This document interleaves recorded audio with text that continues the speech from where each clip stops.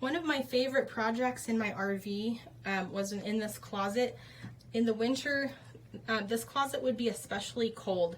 It's right up in the nose of the RV's gooseneck, and I don't think the insulation was as good here. And I was looking for a way to make it warmer when one of my subscribers told me about this material, which I'm going to show you. It's these strips of, it's actually a foam. Let's show you the cut edge of it. Here's another piece. It's a plastic foam, and it's got an adhesive backing, and it's very sticky. Here's the adhesive. It's all plastic completely through. And it has a wood grain look to it, as you can see. I chose a gray color. I've seen it in a wood color as well, or you can get it in a white brick pattern. So I used it to line the inside of my closet, and not only did it really help with the temperature. I mean, I could in the winter just put my hand here and feel the difference in temperature between this and this. But also, this is just word of mouth, I've been told that for people who have condensation in their closets, this is a way to help with that. And if you think about it, the reason the condensation is happening is because if there's any moisture in the closet and the walls are cold, then that moisture collects on the cold wall. So by putting this insulation on the wall, then it warms up the wall surface. And now some people use Reflectix material to, like the silver bubble wrap material, to line their closets and do the same thing.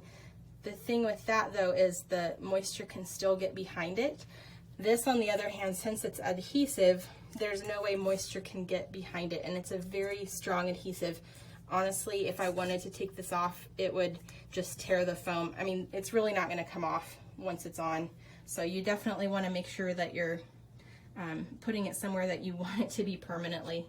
Now, I don't think I would personally want to use this on the entire wall of my RV as a decoration, and I'll show you why. Because it comes in these panels, which are about 2 feet wide, and anywhere you have a seam, you have to figure out how to, sorry this is so dark, but you have to really align it carefully. This is the middle of the back of my closet, and I didn't really care what it looked like there, so I have that strip going up the middle.